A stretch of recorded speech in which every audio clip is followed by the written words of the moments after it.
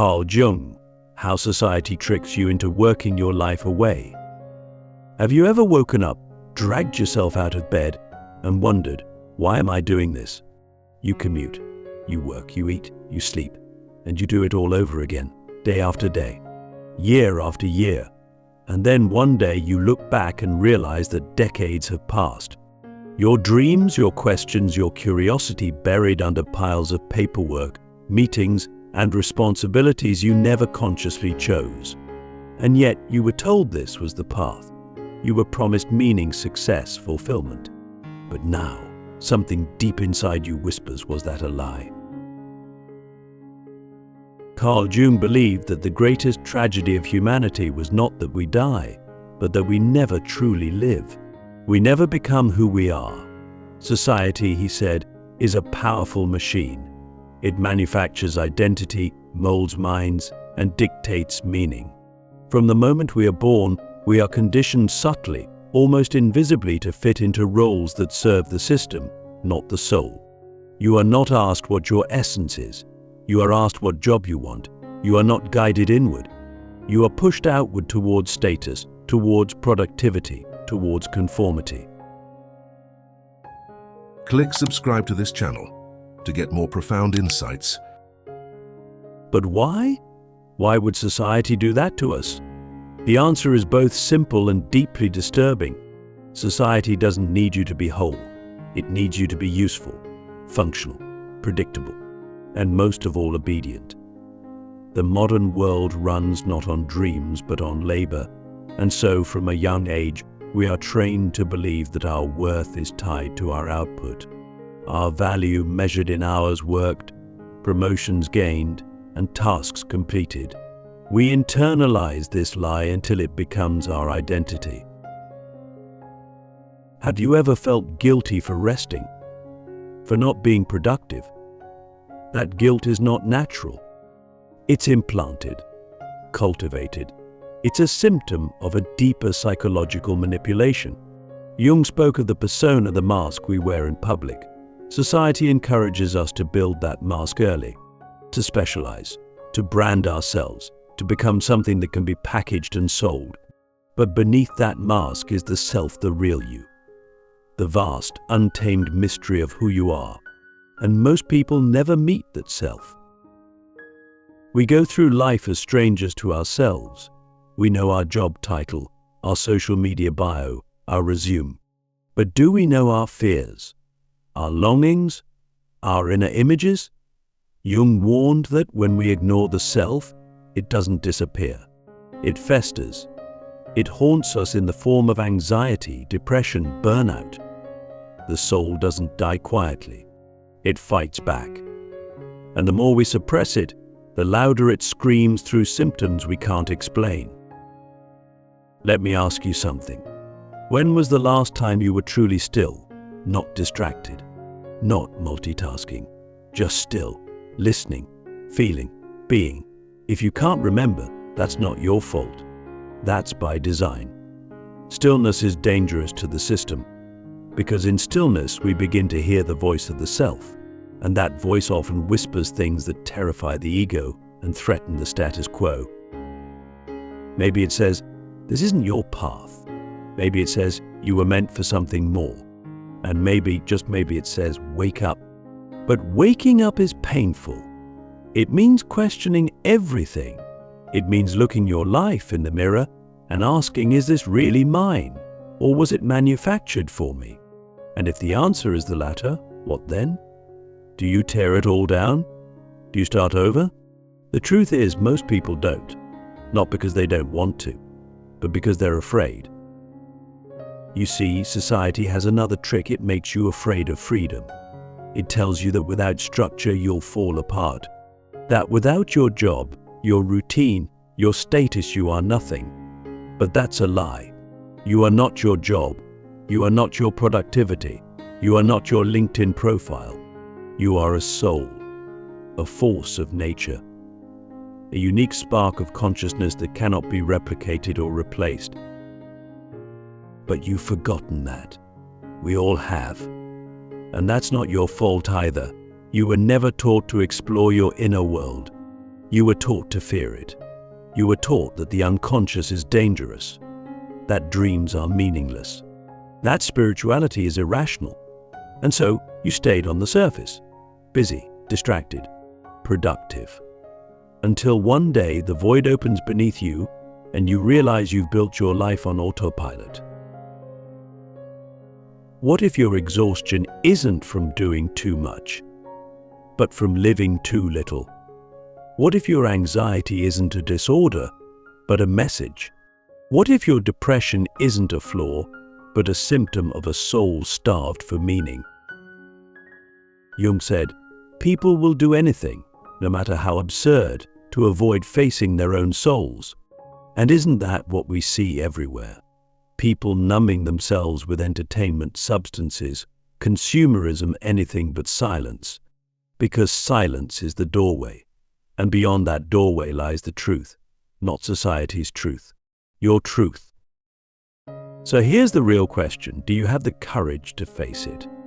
The myth of the dream job, why purpose was replaced with productivity. We've all heard it. Do what you love, and you'll never work a day in your life. It sounds beautiful, inspiring even. But have you ever stopped to ask who really benefits from that idea? The concept of a dream job is one of society's cleverest illusions. It promises that fulfillment can be found within the structure of the very system that drains us. It sells us the idea that passion and productivity are the same thing. That, if you just find the right job, the right title, the right company, you'll be happy. But what if this dream is not a dream at all, but a trap disguised as freedom? Carl Jung would argue that the modern obsession with purpose through work is a spiritual displacement. In ancient times, purpose was something sacred. It came from within. It was tied to community, to the cosmos, to one's inner calling. But in the industrialized world, purpose has been hijacked, transformed from a journey of self-discovery into a marketing slogan. Now, purpose is a brand, a mission statement, a copy. It's what companies use to keep you engaged because an engaged worker is a profitable one. I think about how many people you know who work in jobs they once dreamed of only to feel empty inside. They got the job, the title, the salary, and yet something feels off. That's because purpose isn't something that can be delivered to you in a job offer. It's not a product you can consume. It's a process, a slow unfolding of the soul. And if you skip that process, if you outsource your meaning to a career, you will eventually feel the void creeping in. Here's the paradox. The more you define yourself by your work, the more you distance yourself from who you really are. Jung called this the over-identification with the persona, the mask of professionalism that slowly takes over your entire being. You start to think in emails, you dream in deadlines, you measure your life in productivity. And yet, in the quiet moments late at night or during a long shower, this subtle ache emerges. The feeling that somewhere along the way, you lost something sacred. Why are we so afraid to live without constant striving? Why can't we just be? The truth is, society has replaced the human being with the human doing. And the myth of the dream job is a key part of that replacement. It keeps you chasing, moving, hoping. It gives you just enough meaning to keep going, but never enough to feel truly alive. Ask yourself, what would your life look like if you didn't have to monetize your passion? If you didn't have to turn your art into content?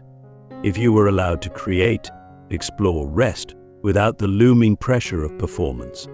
Could you even imagine that life? Or has society so completely colonized your imagination that you've forgotten how to dream without a paycheck attached? This is not to say that work is inherently bad. Work can be noble, beautiful, healing, but only when it flows from the self, not when it replaces it. Jung believed that the goal of life is individuation, the process of becoming whole. And that cannot happen if your entire identity is fused with your job. You cannot become yourself if you are constantly trying to become useful. Usefulness is not the same as wholeness. We must begin to ask, what stories have we been sold about success? Whose dreams are we really chasing? And most importantly, what is the cost of chasing them? Because every hour you spend working for someone else's vision is an hour you're not listening to your own soul. And over time, that silence becomes deafening. So I challenge you, what would you do if the concept of a dream job didn't exist? What if your purpose was not a role to fill, but a path to walk? Would you still be where you are now, escaping the matrix, the inner revolution society doesn't want you to have? If you've ever felt like there's something fundamentally off about the world you live in, like you're playing a game whose rules were written before you were born, you're not alone. And you're not crazy. That feeling, that quiet unease that hums beneath the surface of your daily routine is not a glitch in your mind. It's a signal. A message from the deeper layers of your psyche telling you that the world as it is isn't the world as it should be. Carl Jung believed that most people are unconscious, not in the sense of being asleep, but in the sense of being unaware of the forces shaping their thoughts, desires, and behaviors. And nothing exerts more unconscious control than the invisible systems we're born into. From the moment we enter this world, we are given a script. Go to school, get good grades, pick a career, work hard, buy a house, start a family, retire, die. This script is handed to us not as a suggestion, but as a mandate. Deviating from it is seen as failure, rebellion, or madness. But what if the script itself is the problem? What if it's not designed to help you thrive, but to keep you contained? Jung warned that modern society often rewards conformity over authenticity. It values efficiency over wisdom, outer success over inner truth. And so we're trained, almost hypnotized, to suppress the parts of ourselves that don't align with the collective ideal. The artist becomes an accountant. The philosopher becomes a manager. The mystic becomes weird. And all the while, the deeper self, the real self, goes underground, silenced, forgotten, until one day it erupts. Sometimes it erupts as a midlife crisis, other times as a mental breakdown. But in Jungian psychology, these moments are not failures. They are awakenings. They are the psyche's last-ditch effort to break through the illusion, to get you to pay attention. Because only when the mask begins to crack can the truth begin to shine through. But here's where it gets dangerous for the system, not for you. Because once you begin to question the script, you become unpredictable. You start asking inconvenient questions. Questions like, why do we measure intelligence with standardized tests? Why is rest seen as laziness? Why do we define success by income and not by inner peace? And perhaps the most dangerous question of all, who benefits from me staying asleep? Society doesn't want you to ask that. It wants you distracted, entertained, overstimulated. Because a distracted soul doesn't revolt. It doesn't seek truth. It doesn't awaken. That's why we are flooded with content, notifications, noise. The more external stimulation you consume, the less internal reflection you practice. And that's the real trap, not just working your life away, but never realizing that you had a choice. So what does escaping the matrix look like? It doesn't mean quitting your job and moving to the mountains, though it might. It means reclaiming your mind. It means unplugging from the narratives you never consented to. It means turning inward and asking, what is my truth? What is my path? And it means having the courage to walk it, even if no one else understands. Because the real revolution isn't political, it's psychological. It happens in the quiet moments when you say no to the script and yes to your soul. And once you taste that freedom, even a glimpse, you'll never go back. You'll never again trade authenticity for approval. You'll never again confuse being busy with being alive. So I leave you with this. If everything you've been taught about life came from a system designed to control you, how much of what you believe is actually yours? The final awakening, reclaiming your soul in a world that fears depth. At the end of it all, when the noise fades and the distractions dissolve, you're left with one thing: yourself. Not your job, not your achievements, not your social status, just you. But who are you really? If everything you've done, every goal you've chased, and every identity you've worn has been shaped by the expectations of others, then what remains when all of that is stripped away? Well, that's the question society never wants you to ask. Because the answer doesn't serve the system, it liberates you from it. Carl Jung believed that the soul is not a concept. It's an experience. A living, breathing presence that longs to be known. But in a world obsessed with surfaces, depth becomes dangerous. Complexity becomes inconvenient. The soul is deep, wild, contradictory. It doesn't fit cleanly into categories. It won't be tamed by deadlines or boxed into a resume. And that's why the world fears it. Because a person who has reclaimed their soul cannot be controlled. This is the ultimate awakening, not just seeing through the illusion, but stepping fully into your own mystery. It's realizing that you are not here to be efficient. You are not here to be marketable. You are here to become whole. And wholeness requires depth. It requires shadow. It requires facing the parts of yourself that you've been taught to hide. The fear, the grief, the hunger for something more. Jung called this process individuation, the journey of becoming uniquely yourself, not as society defines you, but as your essence demands. And make no mistake, this path is not easy. It's not glamorous. It won't always be applauded. It may cost you comfort. It may cost you relationships. But what you gain is infinitely more valuable: your freedom, your truth, your inner authority. You stop living from the outside in and begin living from the inside out. But here's the paradox. The more deeply you become yourself, the more you connect to others. Not through roles or appearances, but through shared humanity, vulnerability, presence. When you reclaim your soul, you don't withdraw from the world. You illuminate it. You become a light for others still trapped in the fog.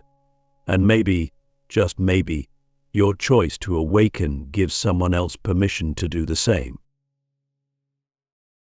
So I ask you, what parts of yourself have you abandoned to survive in this world? What dreams did you silence to fit in? And what would it look like to begin again, not with a new plan, but with new awareness? You were not born to be a cog in a machine. You were born to awaken, to remember, to live. And no matter how far you've strayed, your soul is still here waiting. The path back to yourself is not out there. It begins the moment you stop running and start listening. And maybe that's the biggest trick of all, convincing you that you had to go anywhere to find what was inside you all along. Now you know. What will you do with that truth?